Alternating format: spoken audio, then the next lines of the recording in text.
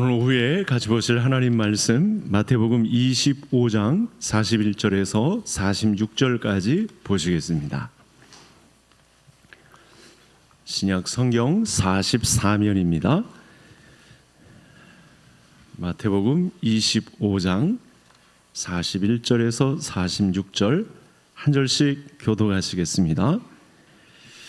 또 왼편에 있는 자들에게 이르시되 저주를 받은 자들아 나를 떠나 마귀와 그 사자들을 위하여 예비된 영원한 불에 들어가라.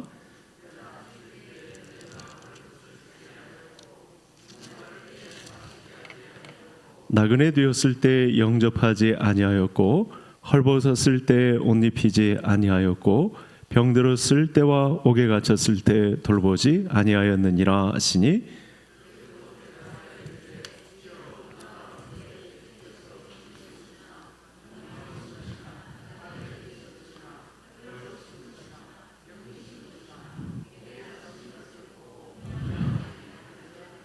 이에 임금이 대답하여 이르시되 내가 진실로 너희에게 이르노니 이 지극히 작은 자 하나에게 하지 아니한 것이 곧 내게 하지 아니한 것이니라 하시리니 그들은 영벌에 의인들은 영생에 들어가리라 하시니라. 아멘. 네, 오후 시간 하나님의 말씀을 통해서도 또 하늘의 위로를 얻는 은혜의 시간이 되시기를 바랍니다. 마태복음 24장과 25장은 다른 마태복음에 비해서 좀 특별한 장입니다. 왜냐하면 종말에 관한 내용이죠. 마지막 때에 어떤 일이 일어나겠다 한 건 24장이고 25장에는 마지막 심판이 내려지고 있는 그런 장면이 기록되어 있습니다. 그래서 마태는 이 내용을 보고 깨어있는 성도들이 되어야 한다. 또 이 장을 읽은 사도 바울도 깨어있는 성도가 되어야 한다. 이렇게 말씀을 전해 주었습니다. 깨어있다는 것은 우리가 하나님의 부름받은 백성으로 서 있는다. 하나님이 부르신 그 부름의 현장에 서 있다라고 하는 것이 깨어있다는 사실입니다. 그래서 하나님은 마지막 때에 깨어있는 성도들을 찾으시죠. 하나님이 부르신 부름의 현장에 서 있는 사람, 그 사람을 깨어있는 사람, 또 그리스도의 장성한 분량으로 서 있는 사람, 이렇게 말씀을 하고 있는 것입니다. 마지막 날 심판의 시간에는 그래서 이 부르심에 합당하게 살다 왔느냐 이걸 물으실 것입니다. 그러니까 우리가 예수 그리스도를 믿고 천국 간다라는 이런 단순한 믿음이 아닙니다. 그래서 그 부르심대로 살다가 왔느냐를 묻는다는 내용이 본문 말씀 안에 꽉 차 있죠. 그런 도전을 충분히 받을 수 있습니다. 그런데 어떻습니까? 한국교회는 그동안 우리 개성교회를 비롯한 많은 교회들이 예수 믿으면 천국 간다의 치중에 있었습니다. 예수 믿으면 천국 간다는 믿음에 기울어져 있었습니다. 예수 믿고 구원받는 것은 이것이다 라고 했는데 사실은 간단한 문제가 아니거든요. 화면을 통해서 만나보겠습니다. 이제 그래서 부흥회를 하고 우리의 믿음을 다시 다지자 했을 때 이런 말씀들이 많이 들렸는데 우리 차근차근 세 구절을 볼 텐데요. 같이 읽겠습니다. 내가 만일 내 입으로 예수를 주로 시인하며 또 하나님께서 그를 죽은 자 가운데서 살리신 것을 내 마음에 믿으면 구원을 받으리라. 다음 구절 같이 읽겠습니다. 주 예수를 믿으라. 그리하면 너와 내 집이 구원을 받으리라. 그 다음 마지막 같이 읽겠습니다. 하나님이 세상을 이처럼 사랑하사 독생자를 주셨으니 이는 그를 믿는 자마다 멸망하지 않고 영생을 얻게 하려 하심이라. 예수 그리스도를 믿는 믿음 세 구절에 공통적으로 다 나타난 건데 이것만으로 만족하려 했던 교회의 움직임이 있었다는 거죠. 그리스도를 믿고 영접하고 믿는 것, 그러면 천국 간다는 믿음, 여기에만 머물러 있었는데 성경은 이 문제만을 말하지 않는다라고 하는 것이 마태복음의 24장, 25장의 내용이라는 것입니다. 그래서 이런 말씀 안에는 성도의 어떤 결단, 성도의 선택, 성도의 결정, 나의 예수님을 나의 구주로 영접하는 것 등이 우리 구원받은 자의 삶의 전부인 것으로 내 할 의무를 다했다 생각하고 그럼 전도해야지, 그 수준까지였는데 성경은 이런 문제로만 우리의 구원을 이야기하지 않는다. 그래서 이 말씀의 바탕 위에 오늘도 두 번째 교회를 말하다, 두 번째 시간을 가지려고 합니다.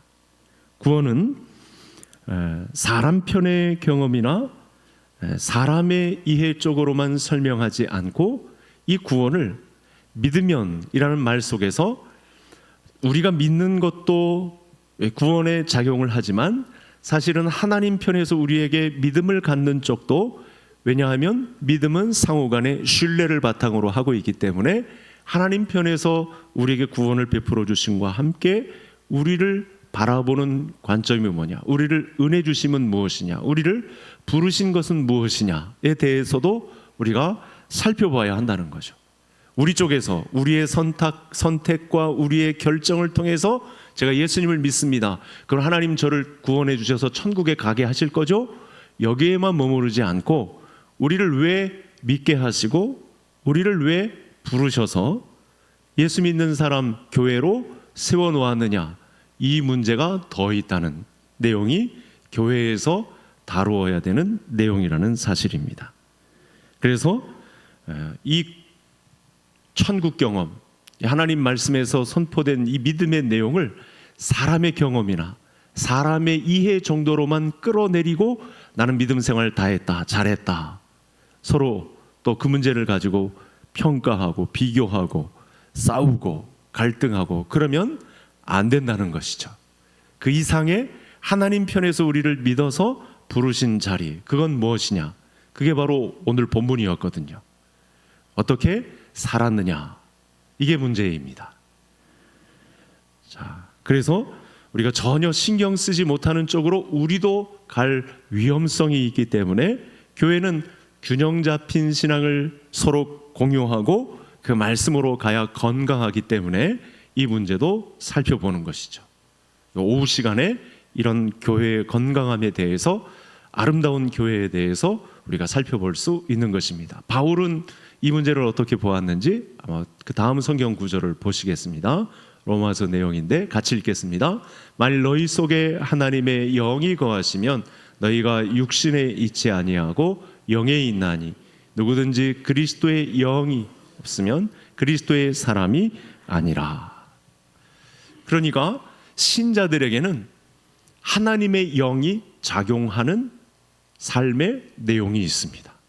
그러니까 우리는 단순히 예수 그리스도를 독생자를 믿으면 구원을 받습니다 라고 하는 신앙에 머물러 있을지는 모르겠지만 하나님이 우리를 향한 믿음 안에는 그리스도의 영으로서 작용하는 성령께서 우리의 몸을 통해 펼치시고자 하는, 성도들이 모인 교회를 통해서 그리스도의 영께서 역사하시는 현장을 보고 싶어 하시는 부분도 있다, 믿을 수 있기를 바랍니다.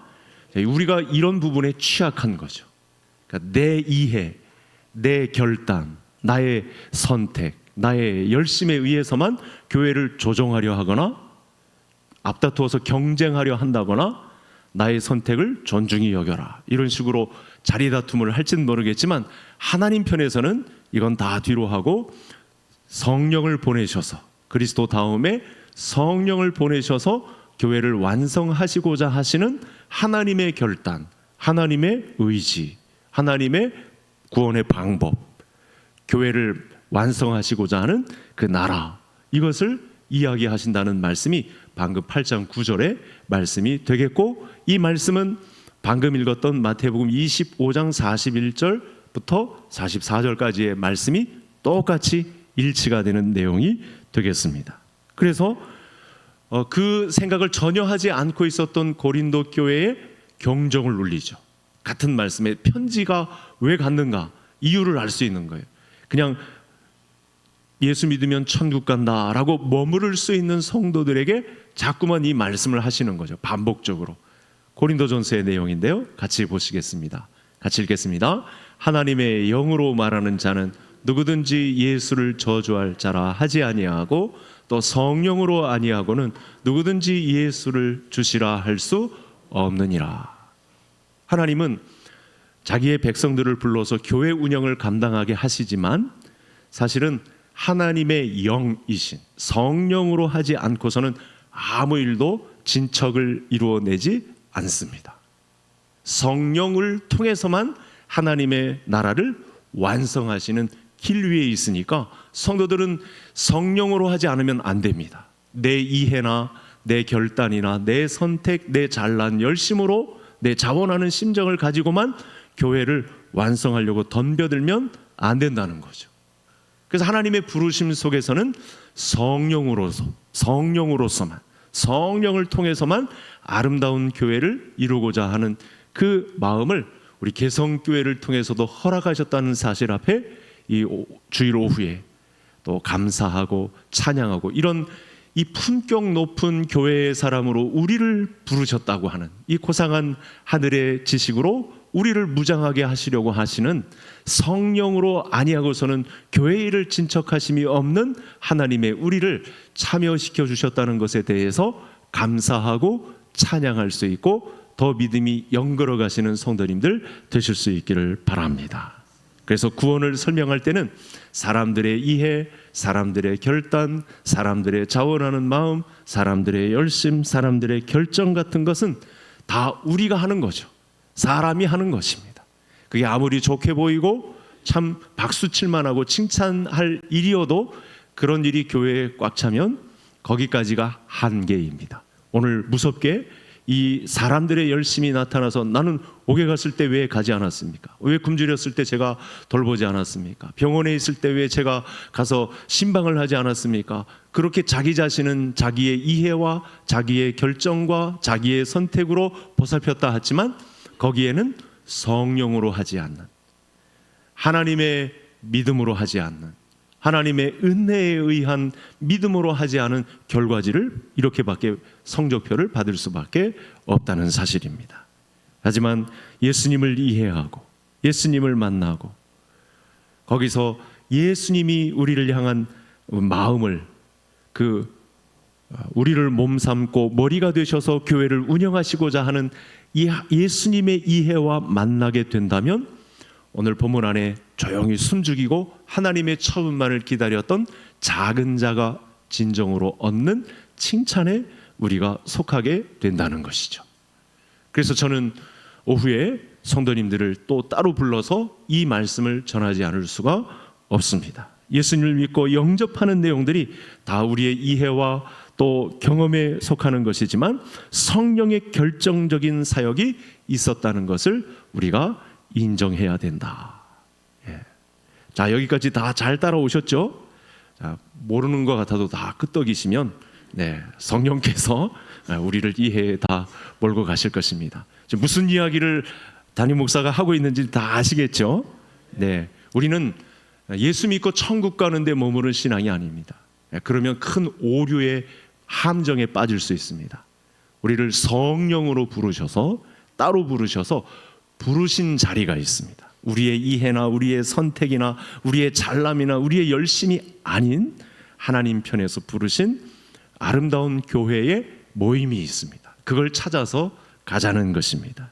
예수님을 믿고 우리가 영접하는 내용들 다 이해와 경험에 속한 것이지만 하나님 편에서 우리를 정확하게 부르신 그 자리를 가야 된다. 그걸 우리가 설득되어서 그 자리에서 하나님을 믿는 것이 하나님 편에서 최후의 보상과 상급을 우리에게 허락하시는 자리가 있다라고 하는 무서운 말씀이 되겠습니다. 그래서 구원에 있어서 이 성령의 개입과 결정적인 사역을 우리가 자각하지 못할 수 있습니다. 왜냐하면 거기에만 만족하는 거죠. 예수 믿고 천국 가는, 난 따로온 당상이야 그러면서 교회에 왔다 갔다 하는데 그러면 큰일 난다는 것입니다. 예수님을 믿으면 그리스도의 몸으로 부름받았다는 교회로의 부름이 특별히 있다는 사실을 더 깊은 곳으로 우리가 들어가야 한다는 것이죠. 그래서 교회의 부족한 이해가 우리에게는 필요합니다. 바울이 디모데에게 각 교회에 보내는 편지를 통해서도 사실은 이 구원 얻은 자의 삶에 대해서 처음에는 하나님을 아는 지식을 말씀하고 뒷부분에서는 그러면 어떻게 살아야 할지 이런 식으로 편지가 다 반반 나누어져 있습니다. 서신서가 대부분이잖아요. 신약 성경은 다 편지잖아요. 그 편지의 내용은 전반부에 하나님이 어떤 분이신지에 대해서 설명하고 뒤에는 그 하나님의 부르심이 있는데 그 말씀 안에는 부르심이 있는데 그 부르심에 합당한 삶을 우리가 어떻게 살아야 할지에 대한 내용이 들어가 있다는 사실입니다. 그러면 예수 믿고 구원의 감격에 젖어서 우리가 하나님의 부르신 정확한 현장을 찾아가게 되는 교회의 진정한 모습을 우리 몸속에 체득하게 되는 그런 과정이 우리에게 있다는 사실입니다. 자, 이런 부분, 이런 내용을 우리가 생각하지 않고 우리가 그냥 처음 우리에게 다가왔던 그리스도를 영접하는 순간 천국을 맛본 그 수준에만 머무르게 된다면 우리는 건강하지 못한 성도가 될 것입니다. 그래서 바울이 이 문제를 가장 고민한 내용들이 사실은 전에 우리가 에베소서를 살펴보았는데 방금도 에베소서 말씀이 쫙 많이 나왔는데 에베소서에 많이 기록되어 있거든요. 자, 아직은 좀 더 깊이 들어가기 전에 그래서 이 말씀을 봐야 되는데요. 에베소서 말씀을 보겠습니다. 17절 제가 다음에 18절 성도님들 마지막 19절은 같이 보겠습니다. 제가 먼저 읽겠습니다. 우리 주 예수 그리스도의 하나님 영광의 아버지께서 지혜와 계시의 영을 너희에게 주사 하나님을 알게 하시고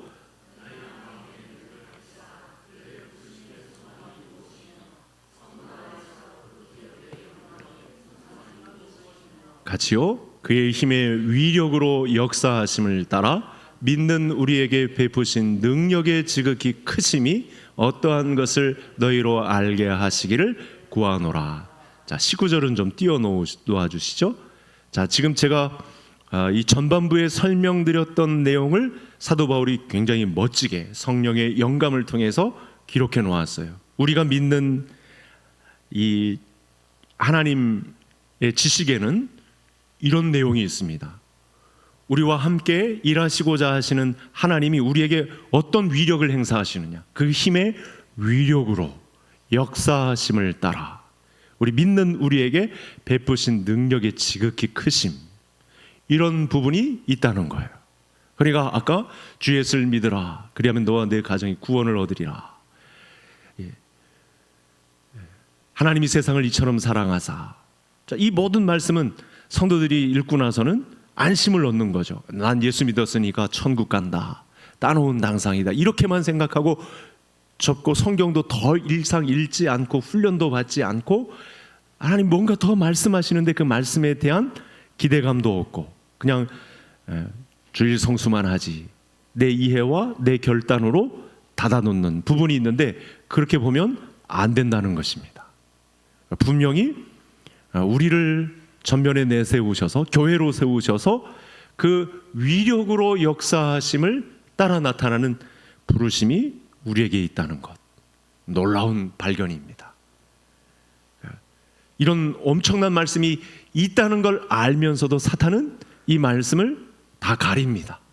내가 무슨 그렇게까지 위대한, 그렇게까지 놀랄 만한 그런 기적적인 일에 내가 무슨 사용을 받겠는가, 이런 식으로 광명으로 가장한 천사들로 우리를 미혹하게 해서 그 고상한, 그 품격 높은 하나님 나라의 교회를 통한 일을 접근도 못하게, 쳐다보지도 못하게, 난 구원받은 것으로만 만족하게, 이런 식으로 성도들을 모함해 간다는 사실입니다. 그래서는 절대 안 되겠습니다. 균형 잡힌 교회에 사람을 말할 때 예수 그리스도를 믿고 한 형제가 되어서 기쁘고 감사하다, 거기에만 머무르는 것이 아니고 우리를 통해서 하나님의 백성이 되었으니 이렇게 살아야 한다, 거기에 하나님의 위력이 행사되고 있다, 성령을 통해서 우리에게 하시고자 하는 부르심이 있다, 우리는 그렇게 살아야 한다, 그것이 교회를 말할 수 있는 근거가 된다는 것입니다. 그래서 위의 내용을 사도 바울이 어떻게 하고 있냐면 편지 속에 기도로 되어 있어요. 그래서 기도하기 힘들다. 어떤 내용으로 기도할까? 그럴 때는 방금 1장에 사도 바울의 기도가 방금 나타난 거니까 이렇게 기도하면 되는 것입니다. 그래서 성경적으로 기도한다는 것은 하나님의 말씀을 그대로 차용하는 것에 기도도 됩니다. 사도 바울이 감옥에서 이렇게 성도들을 위해서 기도하는 거예요. 구원받는 믿음에만 만족하고 머물고 그들의 선택과 이해와 결정에 따라 머물러 있지 말고 에베소 교회는 그 이상의 하나님이 부르신 성령을 통한 또 하나님 아버지께서 이 모든 일을 관장하시며 위력으로 나타나시는 그 일에 동참하는 교회가 되어야 한다. 우리 개성교회가 그런 교회가 될 수 있기를 바랍니다. 그래서 이 기도 내용 안에는 구원의 어떤 원인, 구원의 이유, 그 사람들의 어떤 결단 이런 게만 있는 것이 아니고 구원을 주어서 나는 너를 통해 무엇을 하기를 원하느냐, 또 개인에게 얘기하는 게 아니죠. 교회에게 이 구원을 주어서 무엇을 하시려고 하는지 너희들이 나를 알기를 원한다. 그래서 알기를 원한다가 주동사예요.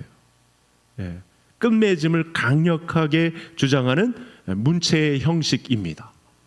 그러니까 이런 일을 너희들이 알고 그대로 행하기를 원한다. 이렇게 하면서 기도를 마치고 있습니다. 그러니까 부르심의 소망, 기업의 영광이 무엇인지 알기를 원합니다. 나는 감옥에서 생명을 걸고 이렇게 기도합니다. 여러분들이 그런 위대한 교회의, 아름다운 교회의 하나님이 원하시는 바로 그 교회의 일원이 되기를 저는 기도합니다. 이렇게 말씀하고 있는 것입니다. 그래서 모든 성도들은 십자가를 통과한 뒤에 하나님 나라의 목표를 향해서 한 가지로 달려가는 교회의 일원입니다. 제가 좀 너무 좀 잘 쓰지 않은 용어들을 말씀하고 있는데 잘 따라오시면 되겠습니다. 우린 교회 성도님들이 가진 위험성이 바로 이거다. 예수 믿고 천국 가는 것, 여기에만 있지 않다.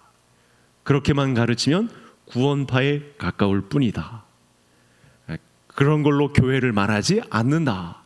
부르심의 소망이 무엇이고 기업의 영광의 풍성함이 무엇인지 그 위력으로서 성령을 보내주시면서까지 우리에게 그런 교회를 이루라고 개성교회를 주셨다라는 말씀이 되겠습니다. 예수 믿고 천국 가는 믿음은 그 자체로서 끝나는 것이 아니죠. 우리가 하나님을 믿는 믿음을 가지면 천국 가는 것 맞습니다. 그런데 그 이상의 이야기를 교회를 통해서 말씀하고 있습니다. 그것이 부르심이고 우리의 삶이고 예배가 삶이 되고 삶이 예배가 되는 기업의 풍성함, 부르심의 소망이 되는 것입니다. 이런 이야기가 성경에는 꽉 차 있습니다. 그래서 우리는 이 부르심에 관해서 기업의 영광의 풍성에 대해서 외면할 수가 없는 것이죠. 이대로는 안 된다는 것입니다. 교회의 사람으로 살아가야 하는 것이죠. 교회로 부르신 하나님의 뜻에 따라 사는 하나님의 친백성들이 되어야 한다는 것입니다. 자, 이를 뒷받침하는 다음의 성경 구절 다 연결되어 있습니다. 에베소서 1장 22절 23절 다 같이 읽겠습니다. 또 만물을 그의 발 아래에 복종하게 하시고 그를 만물 위에 교회로 머리로 삼으셨느니라. 교회는 그의 몸이니 만물 안에서 만물을 충만케 하시는 이의 충만함이니라. 이 에베소서 1장 22절과 23절의 말씀만큼 완벽을 기하시는 하나님의 충만한 말씀은 없는 것 같습니다. 이를 통해서 완성하시겠다라고 하는 하나님의 나라 의지가 본문에서만큼 확실하게 나타난 것이 없습니다. 그렇게 완벽을 기하려고 하시니까 교회의 머리는 예수님이 되시고 그걸 혼자 머리로서 혼자 하지 않고 교회의 몸으로서 지체로서 참여하게 하셔서 하나님의 위력을 행사, 하나님의 기업의 영광의 풍성함을 이 성도들에게 살게 하시는 하나님의 의지가 나타났는데 그 단어를 충만함이니라 이렇게 말씀을 맺을 수 있다는 사실입니다. 예수님은 우리를 죄에서 구원하기 위해서 십자가를 지셨습니다. 그리고 죄에서 구원받은 성도들을 성도의 기업의 풍성한 자리에 이르시도록 성삼위 하나님께서 합작해서 우리와 함께 일하시기를 기뻐하시는 모습이 나타난 거죠. 이 믿음에 굴복하시고 교회의 사람으로 더 적극 참여하시는 우리 성도님들의 믿음이 될 수 있기를 주의 이름으로 축복합니다. 그러면 예수님의 몸으로 부름받아서 어디로 갈까? 그럼 우리의 삶의 현장은 무엇일까? 그 기업의 영광의 풍성함은 어느 쪽으로 가는가? 이런 문제를 계속 고민하거든요. 에베소서 말씀을 또 보겠습니다. 4장의 내용인데 같이 읽겠습니다. 우리가 다 하나님의 아들을 믿는 것과 아는 일에 하나가 되어 온전한 사람을 이루어 그리스도의 장성한 분량이 충만한 데까지 이르리니. 그래서 그 하나된 교회에 우리는 지어져 가는 존재들입니다. 하나님과 함께 예수 그리스도가 머리가 되시고 그 몸의 지체가 되어서 지어져 가는 공동체를 구성하는 중에 우리를 부르셨고, 엄청난 문제죠. 그 교회의 일원으로 살아내는 것, 그래서 그리스도의 장성한 분량에 이런 쪽으로 가게 되는 것이 하나님의 계획입니다. 그것이 교회를 통해서 그 나라를 완성하시고자 하시는 하나님의 의지입니다. 그래서 우리는 그리스도의 몸인 교회를 통해서 함께 지어져가는 존재입니다. 다음 성경도 보시겠습니다. 같이 읽겠습니다. 성령 안에서 하나님이 거하실 처소가 되기 위하여 예수 그리스도 안에서 함께 지어져가는 존재입니다. 그래서 여러분, 우리가 이런 고상한 문제를 살펴보기 전에 우리가 얼마나 험악한 죄인들입니까? 그렇죠? 오늘 주일 성수를 하고 있는 이 시간에 있지만 우리 지난날 우리를 돌아보면 얼마나 연약한 존재입니까? 또 죄인인 것을 알기 때문에 교회로 와서 하나님을 알고 또 하나님이 나를 부르신 내용도 알고 그 기업의 영광의 풍성이 무엇인지를 알고 성령께서 나와 합작해서 그런 교회의 아름다움을 나타내시겠다고 하니 어떻게 해야 되겠어요? 교회 안에서는 어떻게 해야 되죠? 그리스도의 장성한 분량에 이르기 위해서 어떻게 해야 되느냐? 저를 한번 따라 하시겠습니다. 지지고 볶자. 한 7분이 따라하지 않으셨어요. 교회는 지지고 볶는 곳입니다. 저를 따라 하시겠습니다. 지지고 볶자. 오늘 오후 1시에 여전도회 회장님들이 모였어요. 주방 운영을 어떻게 할 것인가. 막 지지고 볶았어요. 교회는 막 지지고 볶는 거예요. 거기 상처가 있을 수 있고 마음 상할 수도 있고 여러 가지 문제에 부닥칠 수 있지만 그리스도의 장성한 분량으로 이르기 위해서 교회 안에서는 그걸 허용해야 돼요. 연약한 몸의 지체들이 그리스도의 머리에 붙어서 그 일을 해내려면 지지고 볶는 수밖에 없습니다. 그렇게 해서 자라가야 되고 영그러 가야 할 줄로 믿습니다. 그렇게 연약한 우리들을 불러주셔서 이 교회의 고상한 지위를 우리에게 복권시켜 주신다고 하니 얼마나 감사한 일입니까? 거기에 우리를 불러주셨다는 것에 영광과 감사와 찬송이 있어야 되겠죠. 우리는 그래서 어떤 습성에 세뇌되어 있냐 하면 교회로 모여도요 어느 순간 막 큰 일을 하려고 그래요. 막 위대한 일을 만들어내려고 해요. 막 교회 공동체라고 해서 이제 회집이 되면 막 훌륭한 일을 해내려고 해요. 어떤 오차도 없이 막 완벽하게 일을 해내려고 하는 그런 사람들의 결단과 의지와 이해와 선택, 이런 것들을 막 존중해주는 풍토, 이게 교회에 있을 수 있어요. 근데 그런 쪽으로 가면 안 된다는 가르침을 지금 에베소서에서 말씀하고 있는 것입니다. 무엇을 하려고 해도 화려하게 하고 뭐 음식을 만들어내려고 해도 100% 다 만족하게 하는 그런 일들을 하려고 하는데 그렇게 하지 않아도 됩니다. 일단은 우리를 부르셔서 그 기업의 영광의 풍성이 무엇인지 알게 하려고 하니 서로의 지어져가는 존재임을 인정하고 부족해도 용납하고 잘못해도 품고 가고 함께 성숙되어 가는 교회를 구성하는 것, 이것이 건강한 교회인 줄 믿습니다. 성경은 그런 것을 요구하지 않습니다. 그냥 지지고 볶으면서 자라나기를 원하세요.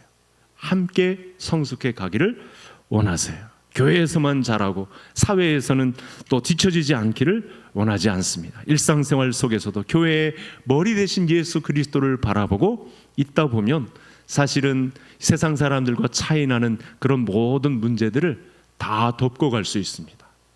교회의 사람이 이 세상 예수 믿지 않는 사람들과의 차이가 무엇인지를 금방 나타낼 수 있습니다. 왜냐하면 교회의 사람으로 지지고 볶다 보면 그리스도의 장성한 분량으로 어느 순간 물들어 있기 때문에 세상 사람들이 감당할 수 없는 수준의 사람으로 변화되어 가는 것을 우리가 볼 수 있거든요. 실제로 직장에서 그런 양보가 있으시잖아요. 예수 그리스도 때문에 배려하는 부분들이 나타나고 있으시잖아요. 저는 알고 있어요. 우리 교회 모든 집사님들, 권사님들, 장로님들이 직장에서 어떻게 하고 있다는 것을 알고 있어요. 그 몸에 배인 습관을 교회에서 풀어내는 분들도 많이 있습니다. 그래서 이 교회의 사람으로 자라나게 하기 위해서 하나님 편에서 우리에게 주신 것도 있죠. 이건 선물과도 같은 건데 화면을 통해서 살펴보겠습니다. 4장의 내용인데 같이 읽겠습니다. 그가 어떤 사람은 사도로, 어떤 사람은 선지자로, 어떤 사람은 복음 전하는 자로, 어떤 사람은 목사와 교사로 삼으셨으니 이는 성도를 온전하게 하여 봉사의 일을 하게 하며 그리스도의 몸을 세우려 하심이라. 아멘. 하나님 우리에게 무엇을 주셨죠? 은사를 주세요. 각자의 자기가 자라온 성장 배경과 그의 학업과 그의 모든 배경, 환경을 다 들어 쓰셔서 교회의 유익을 위해서 무엇을 주신다? 은사를 주신다 라고 하는 거예요. 우리에게는 모두가 빠짐없이 다 하나님이 주신 은사가 숨쉬고 있습니다. 그 아름다운 교회를, 개성교회를 위해서 우리에게 주신 각자의 은사가 있어요. 그래서 주일 아침 오자마자 저는 감동합니다. 막 그 이른 시간에 중고등부 교실로 선생님이 말씀 준비해서 가고 있는 모습, 아침 일찍 9시 예배, 이렇게 참 나오기 힘든 시간인데 벌써부터 서둘러서 주일 학교를 살리기 위해서 우리 선생님들, 그 전날 뭐 누가 보는 이도 없는데 청소하고 화장실 청소하고 막 미리부터 준비하고 성경학교 하니까 막 붙이고 막 이런 일들을 무엇 때문에 가능한 거죠? 하나님이 주신 은사 때문에 힘을 내서 그런 일들을 감당하고 있는 것이죠. 그 유익의 핵심은 자라나게 하기 위함이고 영그러가게 하기 위함입니다. 그렇게 지지고 볶다 보면 주님의 교회가 아름답고 건강하게 고상하게 품격 높게 서감을 볼 수 있게 되는 것이죠. 또 다음에 성경을 보겠습니다. 우리가 하는 일이 그렇다고 뭐 방대하고 막 위대하고 그런 쪽의 일은 아닙니다. 같이 읽겠습니다. 모든 성도 중에 지극히 작은 나보다 더 작은 나에게 이 은혜를 주신 것은 측량할 수 없는 그리스도의 풍성함을 이방인에게 전하게 하시고, 사실 교회에서 감당하는 이 지체로서 교회 일을 감당하는 모든 일들은 다 작은 일들입니다. 저는 어떤 관점을 이야기하냐면 하나님 아버지의 관점에서 볼 때, 예수님 입장에서도 성령님 입장에서도 볼 때 우리가 교회를 위해서 거두는 모든 일들은 사실은 작은 일인데 우리 하나님의 관점은 뭐죠? 작은 일을 크게 보세요. 작다고 하지 않으세요. 작은 일인데 작다고는 하지 않으세요. 근데 그 작은 충성이 교회를 세운다고 응원을 보내주시는 거죠. 그래서 작고 좀 미치지 못하는 부분이 있기는 하나 내가 그런 감량이 될까 이런 고민들도 하는 분들이 아직까지도 있으실 텐데, 하나님 입장에서는 그 작은 것들이 모여서 큰 강물을 이룬다 하십니다. 작은 성도들의 헌신과 희생을 통해서 하나의 교회를 이룬다. 내 머리인 내 몸에 붙어서 하나의 교회를 이룬다. 이렇게 칭찬하신다는 말씀이 방금 읽은 말씀이 되겠습니다. 여러분, 그런 면에서 우리 교회에서 일어나는 가장 큰 유혹은 또 뭘까요? 이런 부분을 좀 살펴봐야 되는데, 나 혼자 독립적으로 나의 이해와 나의 결정과 나의 선택을 통해서 그의 상급을 바라본다는 거예요. 이건 굉장히 독선적이고 위험한 것입니다. 그런 발상은 절대 있지 않아야 합니다. 우리가 교회로 모였다는 것에 방점을 두어야 합니다. 그것이 교회 안에서 어떻게 비춰질 수 있을까요? 세상 사람들이 손가락질하는 것은 어쩌면 온당할지 몰라요. 왜냐하면 교회 안에서도 경쟁하니까, 교회 안에서도 비교하니까, 교회 안에서도 실적을 이야기하니까. 그러면 주님이 원하시는 교회는 될 수 없다는 사실입니다.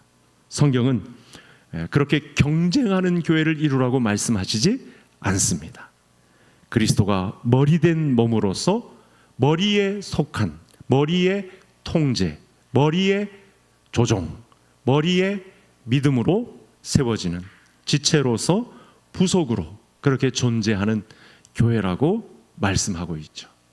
그래서 예수님이 머리된 교회로서라고 하는 말씀을 우리 개성교회는 잊지 않아야 합니다. 우리가 만나는 일들은 다 작은 일들입니다.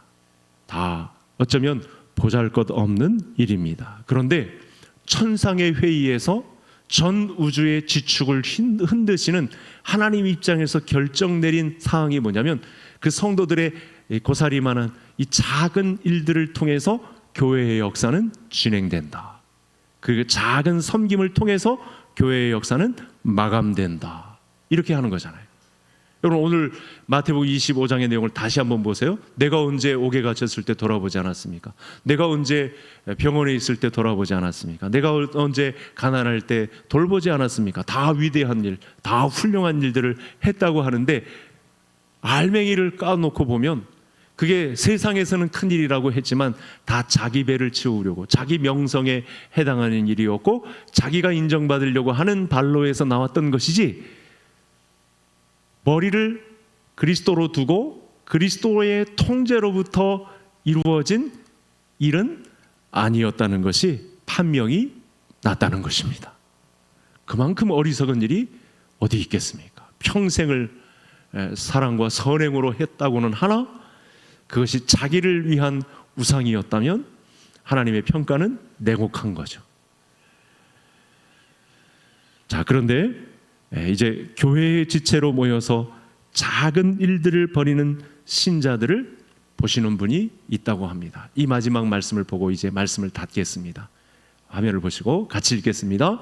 우리가 그 안에서 그를 믿음으로 말미암아 담대함과 확신을 가지고 하나님께 나아감을 얻느니라. 그러므로 너희에게 구하노니 너희를 위한 나의 여러 환난에 대하여 낙심하지 말라. 이는 너희의 영광이니라. 아멘. 하나님은 신자들이